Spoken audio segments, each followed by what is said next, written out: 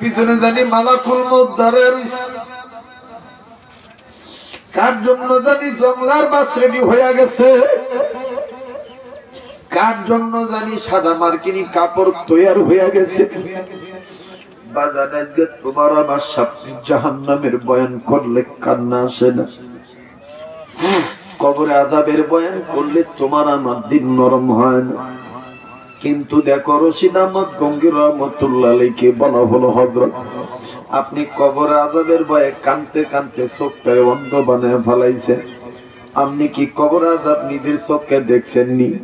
যুবক দেখো, যারা আজকে বিশ্বাস করো না, যারা যারা যারা খামখেয়ালি মনে করতেছ, যারা অবিশ্বাস করে মনে বইয়া রইছ, যুবক খুব খেয়াল করো। রশিদ আহমদ গঙ্গি রহমতুল্লাহ আলাইহি বলেন, এতদিন আগে আমার চোখ খোলা ছিল না, কিন্তু হাজী আমদাদুল্লাহ মহাদের মক্কির সোহবতে যাওয়ার কারণে আমার মাওলা আমার ভিতরে চোখ খুলে দিছে। আমি আমার ভিতরে চক্ষু দিয়ে আমি কবর আযাব নিজের চোখে দেখছি। ও বাজান, প্লিজ কোন দিকে নজর নাই বাবা, কেউ যদি চলিয়া যায় তাকে চলিয়া যাইতে দিবা, খবরদার কেউ কারো দিকে তাকাইবে না। মান আরাফা নাফসাহু ফাকাদ আরাফা রাব্বাহু, যে নিজেরে চিনলো সে আমার আল্লাহরে চিনলো, যে নিজেরে চিনে নাই সে আমার আল্লাহরে চিনে নাই। বাবাজি, জীবনে শেষবার মনে করে বয়ান করছি, আল্লাহু আকবার। রশিদ আহমদ গঙ্গি রহমতুল্লাহ কান্দার বলে, তাইলে শোনো আমি কেমনে কবর আযাব নিজের চোখে দেখছি, একটা ডাক দেন না আল্লাহ। আমার নবী বলেন, বুখারীর হাদিস, উম্মত তুমি মরার আগে মরো। কেমনে মরার আগে মরবো নবী? নবী বলেছেন, মাঝে মধ্যে চক্ষুটা বন্ধ করি এই কথা ভাববা, এই তো বুঝি আমি মরিয়া গেলাম,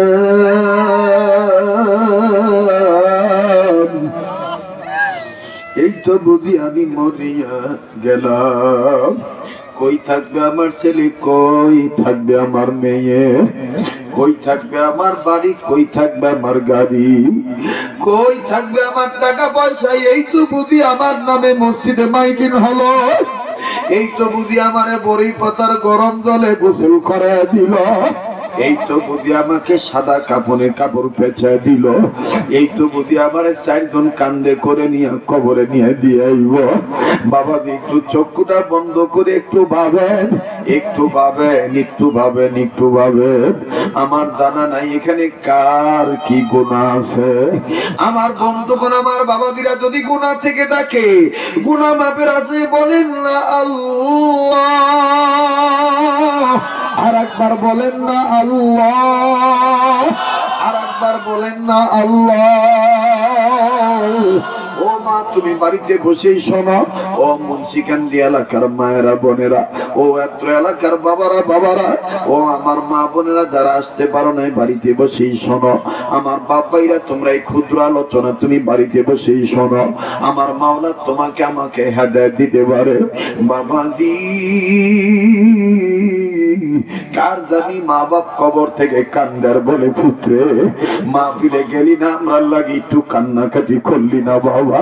আমরার কবরের খবর কিন্তু ভালো না বাবা, গুনার করার কারণে আমরার কবরে খালি সাপ আর সাপ। আমি জানি না কার মা নাই, কার বাবা নাই, মায়ের দরদি হইয়া, বাবার দরদি হইয়া, মা বাবার মাগফিরাত কামনা করি, একটা আওয়াজ দিয়া বলেন না আল্লাহ। বলস না, বলস না, বলস না। মুসলমান বাইরে জমিন শুদ্ধ কাঁদতেছে, জমিন কিন্তু তোর আমার নিয়ে কাঁদবে।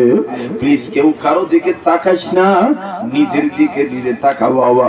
আমি শরীয়তপুরি তো এই লাইনের বক্তা ছিলাম না। আমার বন্ধুগণ, আমার তো হরেক রঙের বাহার ছিল, গাড়ি ছিল ভিন্ন ধরনের, পোশাক ছিল ভিন্ন মেজাজের, কথাবার্তার ডিজাইন ছিল ভিন্ন আচরণের, কিন্তু বাবাজি এই গোলামকে কেন ওলামায়ে কেরামরা এখন মহব্বত করে? এই গোলামকে কেন বাংলাদেশের পীর বুজুর্গরা এত ভালোবাসে? কেন মাহবুবুল ওলামা নামে ওলামায়ে কেরামরা মহব্বত করে? এ বন্ধু, কারণ কি? কারণ কি আমার বাইরে আমি চিন্তা করিয়ে দেখছি, হক্কানি ওলামায়ে কেরামের সাথে না থাকলে উপায় থাকবে না। আমার চিন্তা আসিয়া গেছে, যদি আমি মরিয়া যাই, আমি কবরে কি নিয়ে রওনা হইছি? তুমি কবরে কি নিয়ে রওনা হইছি?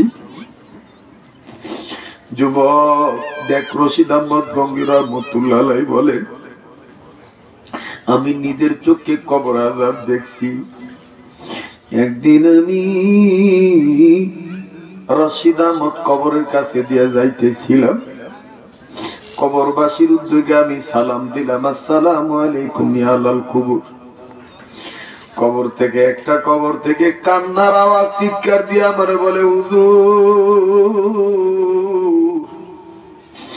আমার কবরে শান্তি হইব কেমনে? আমার কবর তো খালি সাপ আর সাপ। আমি রশিদ আহমদ গঙ্গী নিজের চোখটা বন্ধ করিয়া আল্লাহকে ডাক দিয়ে বললাম, আল্লাহ, নবী বলেছেন কবর নাকি 5 বার মানুষকে প্রতিদিন ডাক দেয়। আমি সাপের ঘর, আমি আগুনের ঘর, আমি বিচ্ছুর ঘর। বাবুদ, আমি রশিদ আহমদ একটু দেখতাম চাই, আমি একটু দেখতাম চাই। বাজান রে, রশিদ আহমদ গঙ্গী রহমতুল্লাহ আলাইহি বলে, আমি ভিতরে চক্ষু দিয়ে যখন কবরের দিকে তাকাইলাম, কবরের দিকে নজর করিয়া দেখি এই বান্দার পুরাটা শরীরের পেঁচাইয়া পেঁচাইয়া পেঁচাইয়া সাপ আর জাবার। একটা সাপ না, দুনিয়ায় অন্যায়কারী কোন লোককে চোর ডাকাতকে কেউ রশি দিয়া বানলে যেমন দেখা যায়, আমি রশিদ আহমদ গঙ্গী ভিতরে চক্ষু দিয়া বাতিনি চক্ষু দিয়া দেখি। আমি নজর করিয়া দেখি কোন গুনাহ কইরা জানি বান্দাটা কবরে গেছে। এই বান্দাটাকে প্রত্যেকটা সাপ রশির মতন তার হাত পা বান্ধিয়া ভালাইছে, পেঁচায় পেঁচায় দইরা রাখছে। বান্দাটার মাথার দিকও সাপ, হাতের দিকও সাপ। একটু চক্ষু বন্ধ করেন, একটু কবরে চিন্তা করেন, একটু কবরে চিন্তা করেন। আমার নবী বলেন 2 কাজের দ্বারা কলবের ময়লা পরিষ্কার হইয়া যায়। 1 নম্বর হলো কোরআন তেলাওয়াত, 2 নম্বর হলো বেশি বেশি মওতের কথা স্মরণ করা। এই 2 কাজের মাধ্যমে কলবের ময়লা পরিষ্কার হইয়া যায়। বাবাজি, আমি জানি না কার কি গুনাহ আছে, একটু মায়া লাগা বলেন না আল্লাহ, আবার বলেন না আল্লাহ। আর গুনার কথা স্মরণ করতে দেয়, যদি কান্নায় চোখের পানি বের হয়েই যায়, এই চোখের পানি টিস্যু দিয়া মুছবেন না, এই চোখের পানি কাপড় দিয়া মুছবেন না।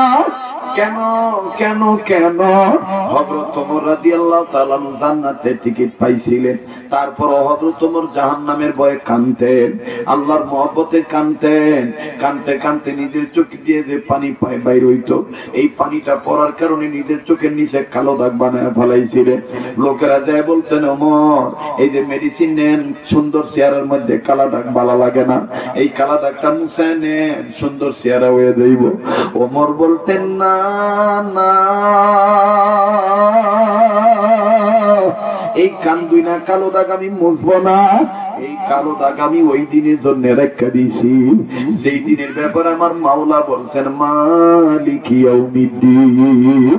একটা ডাক দেন না আল্লাহ।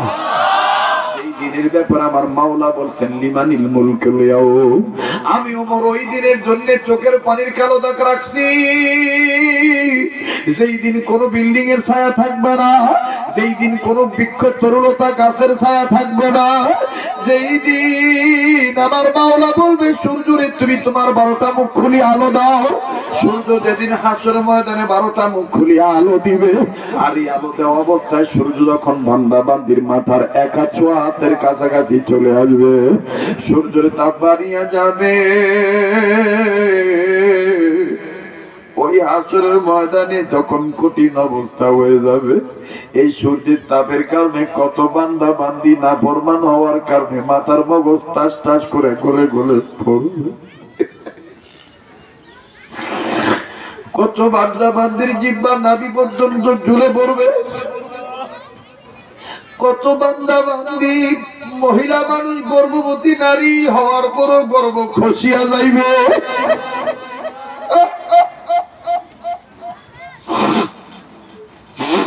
যুবক তুমি কি মনে করিয়া বইছ? হাসি তামাশা করার জন্য আমি আসি নাই। গদান্ডে খুব খেয়াল করে শোনো, নামাজের সময় অবশ্যই তোমাদের এখানে বিরতি দেওয়া হবে, অবশ্যই তোমাদেরকে নামাজের বিরতি দেওয়া হবে। আমার বন্ধুগণ কতটা আমাকে একটু আগাইতে দাও, একটু মায়া লাগায় আর একবার বলেন না আল্লাহ। মাথাটা নারায়ণ না খোদার রহমত নাজিল হইতেছে। যেখানে চোখের পানি পড়ে এই জায়গা সাধারণ জায়গা থাকে না, এই জায়গাটা আমার মালিকের কাছে পছন্দের জায়গা হইয়া যায়। বাজার এখানে সবাই কাঁদতে পারবেন না, যাদেরকে আমার মাওলা কবুল করবে তারাই তো কাঁদবেন। আমি মনে করবো বাজান যার গুনাহ আছে সে কাঁদবেন, যে মনে করেন হুজুর আমার গুনাহ নাই তার কান্দার দরকার নাই। দেখেন এরকম কবরের অবস্থা আমার আপনার হইতে পারেনি। রশিদ আহমদ গঙ্গী রহমতুল্লাহ আলাইহি বলেন, আমি কবরের দিকে নজর করিয়া দেখি পুরাটা বডিটার মধ্যে সাপ পেঁচা পেঁচায় ধরে রাখছে। প্রত্যেকটা সাপ এত বড় বিষাক্ত সাপ। আমি রশিদ আহমদ গঙ্গী নজর করে দেখলাম বান্দাটা শুধু চেহারা দেখা যায়। আমি ভাবছি আর মনে হয় কোনো সমস্যা হবে না, কিন্তু হঠাৎ করে নজর করে দেখি এই বান্দাটার চেহারার মাঝখানে যে নাক, এই নাকের যে দুইটা ফুকা, এই একটা ফুকার মধ্যে একটা ছিদ্র দিয়া কতজন একটা বিরাট সাপ আইয়া মাথাটা ঢুকায় দিল। মাথাটা ঢুকায় দেওয়ার পরে এই বান্দাটা কত ছটফট ছটফট করা শুরু করলো। এই বান্দাটা খালি ডাক দিয়ে আল্লাহ, আগে জানলে গুনাহ লইয়া কবরে আইতাম না। আমি রশিদ আহমদ গঙ্গী নজর করে দেখলাম এই সাপটা দিয়ে এক নাকের ফুটা দিয়ে ঢুকলো, মাথার সমস্ত মগজ ছিলবিলায় কইরা আর এক নাকের ফুটা দিয়া মাথায় করে নিয়ে মুখে করে নিয়ে বাইর হইল। আমি গঙ্গী আল্লাহরে ডাক দিয়ে বললাম আল্লাহ।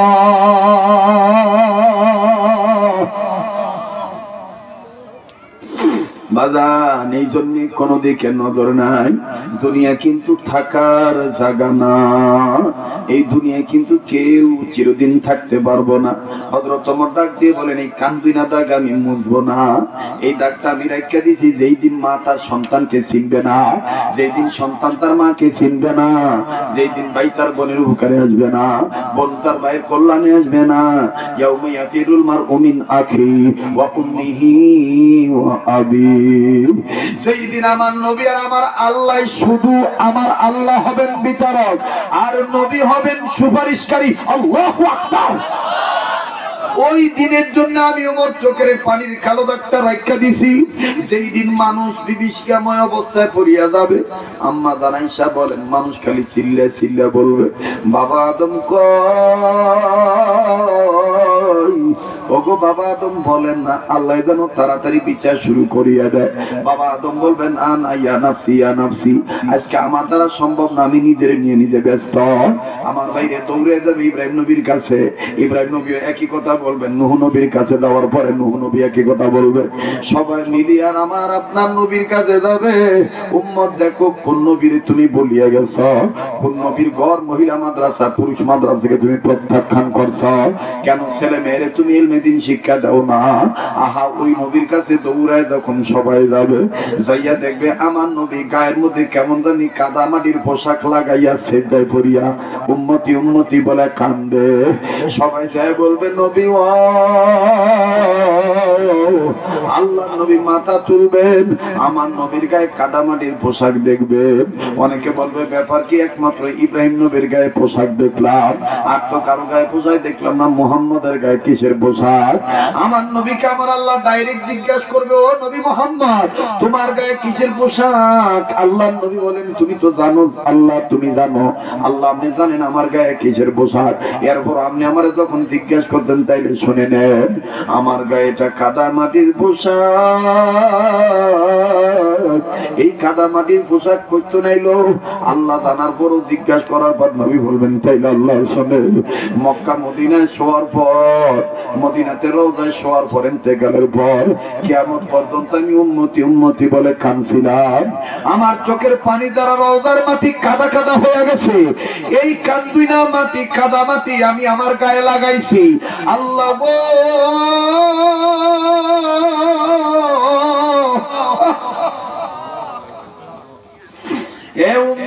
তোমার জন্য নবী এখনো রওজায় শুইয়া কান্দে, আর তুমি কান্দো না। তুমি দাড়িতে ফুল লাগাও, তুমি তোমার বিবির পর্দায় ঘুরাও, তুমি তোমার মেয়ের পর্দায় ঘুরাও না। যুবক তুমি নামাজ কাজা করো। উম্মত তুমি কেমন উম্মত হইলা? হযরত ওমর বলে, ওই দিন আমার আল্লাহ বলবেন, নবী আজকে আপনার কান্নার দিন নয়, আপনি হাসরের ময়দানে দাঁড়ান। আমি আল্লাহ আপনারে বইলা দিলাম, আপনি যারে বলবেন এটা আমার উম্মত, আমি আল্লাহ তারে বলবো এটা আমার বান্দা, আর আমি আল্লাহ যারে বলবো এটা আমার বান্দা। আমার ফেরেশতার ওই বান্দাকে কোলে নিয়ে বলবে, ওয়াদুখুলি জান্নাতি। হযরত ওমর বলেন, ওই দিন ওই গোলামের আরশের ছায়ার নিচে ছায়া পাবে যেই গোলামেরা দুনিয়ার জমিনে বেশি বেশি তওবা করিয়া কান্নাকাটি করবে, সেই গোলামেরা মাবুদের মহব্বতে কাঁদবে। আমি ওমর আমার আল্লাহকে বলবো, আল্লাহ আমিও তোর রহমতের ফেরেশতার কোলে উঠতে চাই, জান্নাতে যাইতে চাই। এই যে দেখো তেমন কোনো আমল নিয়ে আসতে পারি না, কিন্তু দুনিয়ার জমিনে তোমার মহব্বতে কাঁদতাম। এই যে কান্দি না, চোখের পানির কালো দাগ আমার চেয়ারের মধ্যে লাগায় রয়েছে। আল্লাহু আকবার, আল্লাহু আকবার। আজকে তোমার আমার কান্নাকাটি আসতে চায় না। বাদান মাথাটাও নারায়ণ না। থানভী রহমতুল্লাহ আরেকটা কথা আমি নকল করে আপনাদেরকে শোনাই, যেই কথাটা করাচির হযরত হাকিম মোহাম্মদ আক্তার সাহেব রহমতুল্লাহ বলেন। আল্লাহু আকবার, আল্লাহু আকবার। আজকে অনেক যুবক বলে, হুজুর এত তাড়াতাড়ি কেন আল্লাহ আল্লাহ হব, এত তাড়াতাড়ি কেন আমি আল্লাহ আল্লাহ হব? এখনো তো আমার চুল পাকে নাই, দাড়ি পাকে নাই, এখনো তো আমি বিয়েটা করছি না, হুজুর এখনো তো আমি টেহার মালিক হইছি না। দেখ যুবক দেখ, এই ছোট ছোট কইয়া কইয়া তুই কত বড় গুনাহগার হইতাছ। অথচ হাকিম আক্তার সাহেব রহমতুল্লাহ বলেন, করাচির হযরত বলেন, মাত্র 7 বছরের বালক শিশু আলী আসগর মসজিদের মধ্যে বইয়া বইয়া দুইটা হাত উঁচু কইরা চোখের পানি ঝর্ণার মতন ছাইরা দিয়া 7 বছরের পোলাটা আল্লাহকে ডাক দিয়ে বলে, আল্লাহ আমি আলী আসগরে তুমি জাহান্নামের আগুন থেকে বাঁচায় দিও। 7 বছরের বাচ্চাটা এইভাবে বলতেছেন, মুরব্বীরা বলতেছেন, আল্লাহ এই নাবালেক পোলাটা কি জাহান্নামের বুঝে যে জাহান্নামের ভয়ে এইভাবে কাঁদতেছে। আর জানেননি আলী আসগর কি কি তার পরিচয়? এই শিশু আলী আসগরের ঊর্ধ্বতম পুরুষের নাম হলো হযরত আলী রাদিয়াল্লাহু তাআলা আনহু। বাজানরে আমার বন্ধুগণ, শিশু আলী আসগর কান্দে। যুবক খুব খেয়াল কর, শিশু আলী আসগর কান্দার ডাক দিয়ে বললেন, আল্লাহ আমি আলী আসগরকে তুমি জাহান্নামের আগুন থেকে বাঁচায় দিও। মুরব্বীরা বলেন, আল্লাহ এই নাবালেক ফলা তো এখনো বালেগ হয় নাই, এর উপর তো এখনো নামাজ ফরজ হয় নাই, এই জাহান্নামের ভয়ে কি জন্য অল্প বয়সে কান্দে? মোনাজাত শেষ হয়ে গেল, চোখের পানি বাচ্চাটা মুছতেছে। মুরব্বীরা আলী আসগরের কাছে যায় ডাক দিয়ে বলেন, আলী আসগর তোমার তো এখনো নামাজ ফরজ হয় নাই, তুমি তো এখনো বালেগ হও নাই, তুমি এই বয়সে জাহান্নামের আগুনের ভয়ে কেন তুমি কান্দো? আলী আসগর ডাক দিয়ে বলেন, মুরব্বীরা আমি ছোট্ট বয়সে 2 কারণে জাহান্নামের আগুনের ভয়ে কান্দি। নাম্বার 1, আমি কোরআন তেলাওয়াত করতে যাই, যেই দিন এই আয়াত তেলাওয়াত করছিলাম, ইয়া আইয়ুহাল্লাযিনা আমানু কু আনফুসাকুম ওয়া আহলিকুম নারা, এই আয়াতটা তেলাওয়াত করার পর আমি আমার মাওলার ডাকটা বুঝতে পারছি, তাই আমি মাবুদের মহব্বতে কান্দি। আল্লাহ বলছেন, ইয়া আইয়ুহাল্লাযিনা আমানু, ও ঈমানদার তুমি নিজে জাহান্নামের আগুন থেকে বাঁচাও, তোমার অধীনে যে আছে তাকেও জাহান্নামের আগুন থেকে বাঁচাও। এই ডাকটা শোনার পর আমি বুঝতে পারছি, দৌলতে ঈমান আমার দিলের মধ্যে থাকার কারণে আমি আলী আসগরকে মায়ের চাইতে, বাপের চাইতে, বংশের লোকের চাইতে, দেশের মানুষের চাইতে আমার আল্লাহ আমারে বেশি ভালোবাসে। এই জন্য আমি আলী আসগর আমার মাওলার মহব্বতে কান্দি। এবার ডাক দিয়ে বলে, 2 নম্বর কান্নার কারণ কি বল? আলী আসগর বলে, মুরব্বীরা 2 নম্বর কান্নার কারণ হইল ওই একে আয়াতে আমি নজর করে দেখছি, আমার আল্লাহ বলছেন, ওয়াকুদুহান নাস ওয়াল হিজারা, ওই জাহান্নামের আগুন থেকে ঈমানদার বাঁচাও, যে জাহান্নামের আগুনের লাকড়ি হবে মানুষ আর পাথর। আমি আলী আসগর মানুষ শব্দটা দেখে কান্দি। মুরব্বীরা বলতেছেন এটা তো বড় বড় মানুষের কথা বলা হয়েছে, তোমার মতন না বালে ফোলার কথা বলা হয়েছে না। আলী আসগর কয় মুরব্বীরা আমি আপনাদের নজরে ছোট মানুষ, কিন্তু এই আয়াতের ব্যাখ্যা তালাশ করে পাইছে আমার মায়ের রান্না করার সময়। আমার মা যখন প্রায় লাকড়ি চুলায় লাকড়ি দিয়ে আগুন ধরায় রান্না করে, আমি আমার মায়ের নজর করে দেখছি আমার মা কোনোদিন চুলার মধ্যে বড় লাকড়ি আগে দেয় নাই। আমার মা সবসময় ছোট ছোট লাকড়ি আগে চুলার মধ্যে দিছে। ছোট লাকড়ির গায়ে লতা পাতার গায়ে যখন দাউ দাউ দাউ দাউ দাউ দাউ করে যখন আগুন ধরছে, তখন আমার মা এই চুলার আগুন ঠিক রাখার জন্য বড় বড় লাকড়ি আস্তে আস্তে ঢুকাই দিছে। আমার চিন্তা হইলো না জানি আমার আল্লাহ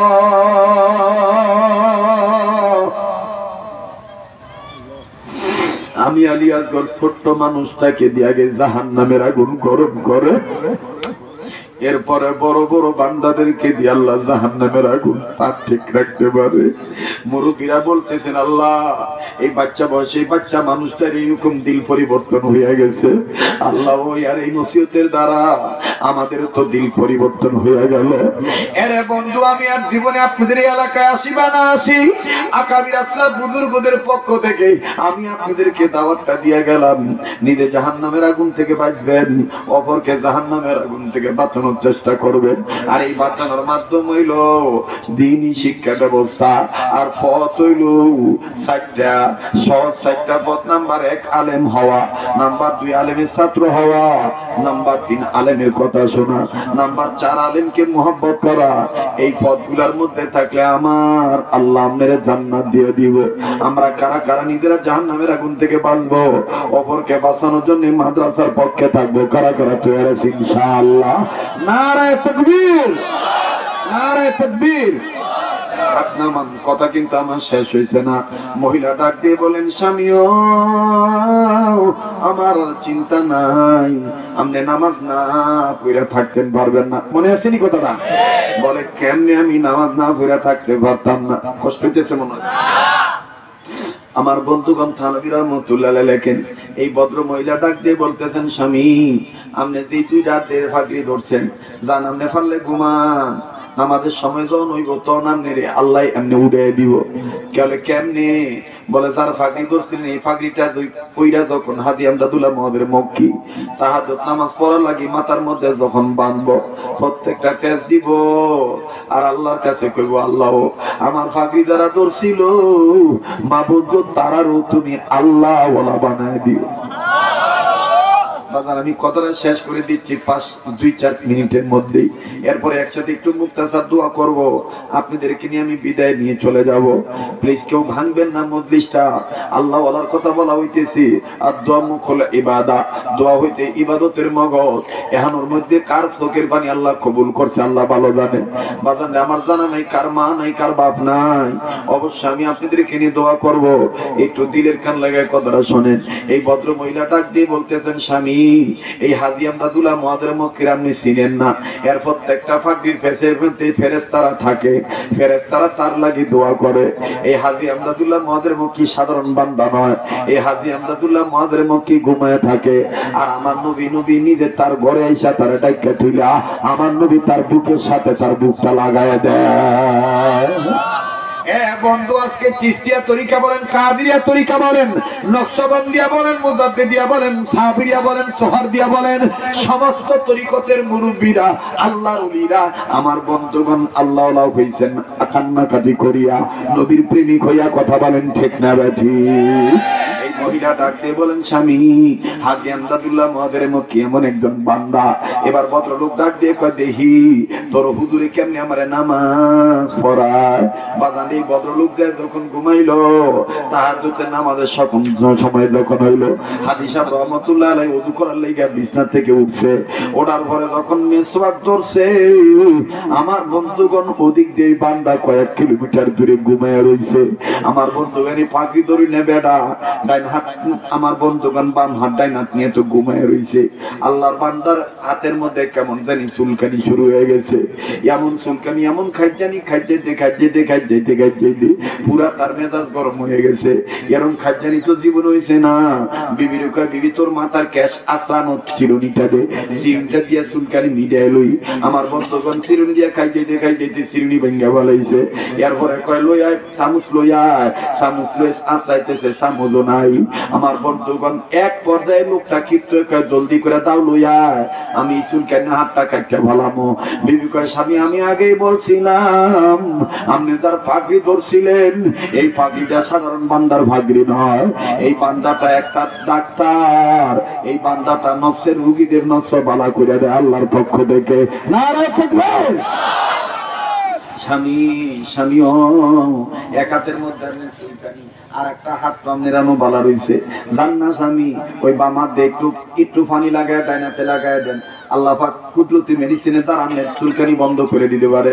ভদ্রলোক ডাক দিয়ে কয় পানি যদি ধরতে হয় তাহলে ওযুটা কইরাই পানি ধরি, ওযু করার মাধ্যমেই পানি ধরি। আল্লাহু আকবার। আমার বন্ধুগণ এই বান্দা ওযু করতেছে, প্রত্যেকটা অঙ্গ দয়া প্রত্যেকটা অঙ্গের চুলকানি বন্ধ হইয়া যায়। গোলাম ওযুর শেষে কিবলামুখী হইয়া কালেমা শাহাদাত পড়ি আল্লাহরে আঙ্গুল উঁচু করে ডাক দিয়ে কয় আকাশের মালিক আল্লাহ, আসলে ইচ্ছা করলে নামাজি হওয়া যায় না, নামাজি বান্দার সোহবতে যাইতে হয়। ইচ্ছা করলে জাহান্নাম থেকে বাঁচা যায় না, জাহান্নাম থেকে বাঁচনেওয়ালা গোলামের কাছে যাইতে হয়। কথা বলেন ঠিক কিনা? আমার বন্ধুগণ এই জন্য আল্লাহ ওয়ালা তৈরি হয় এই সমস্ত মাদ্রাসায়। আমার বন্ধুগণ অনেক লম্বা কথা ছিল, আজকের সময়ের অভাবে আমি বলতে পারলাম না। আমি তো আপনাদের এই গুন্ডাটার মধ্যে মনে আমি জীবনে আইনি নাকি আইসি কোনোদিন। খুব ভালো লাগলো আমার পরিবেশ, কথা দিয়ে দিতেছি আগামীতে ইনশাল্লাহ আমি আবার আসবো। এইবার তো অনেকে মনে মনে ভাবছে হুজুর আইতো না, তাই না? হুজুর মনে আইতো না, অনেকে আচ্ছা মাশাআল্লাহ, আল্লাহ কবুল করুক। আমি আবার আগামীতে আসলে খুশি হবেন? আগামী বছর আবার এটা দিনের বেলায় হবে, ঠিক আছে? আমি দিনের ফায়দার জন্য, নিজের ফায়দার জন্য না, দিনের ফায়দার জন্য আসবো। আপনারা রাজি আছেন ইনশাআল্লাহ? আমি ডেটটা জানাই দেবেন ইনশাআল্লাহ। এবার আসেন, বাকি কথা শেষ করার আগে শেষ একটা কথা বলি, আবার মুখস্থ করে। জাহান্নামের আগুন থেকে নিজের বাঁচা অপরকে বাঁচানো নির্দেশ কার? মাধ্যম দ্বীনি শিক্ষা ব্যবস্থা। পথ কয়টা? চারটা। আমি আসবো, তবে আমি কিন্তু আপনাদের একেবারে নিকটেই থাকি। আমি এখন এই নিকটেরই বাসিন্দা, এই চিটাগাং রোড মাদারীনগর মাদ্রাসার নাম শুনছেন না? এই মাদারীনগর মাদ্রাসার অপর দিকটাই আমাদের বিশাল প্রতিষ্ঠান মাহমুদপুর মার্কাজে তালিমুস সুন্নাহ। এই মাহমুদপুর মার্কাজে তালিমুস সুন্নাহর উদ্যোগে আমরা প্রতি বছর ইজতেমা করতেছি। আগামী বছর আমাদের ইজতেমা ডেট হলো 24শে ডিসেম্বর। বাংলাদেশের সমস্ত পীর বুজুর্গরা থাকবেন, আমার পীর মুর্শিদ দেওয়ার হযরত থাকবেন, যেখানে মামুনুল হক সাহেব থাকেন, অলিপুরি সাহেব থাকবেন, সমস্ত পীর বুজুর্গরা থাকেন, ডালকানগর হযরতরাও থাকেন, উজানির হযরতরাও থাকেন, যাত্রাবাড়ির হযরত থাকেন, সবাই থাকেন আর কি।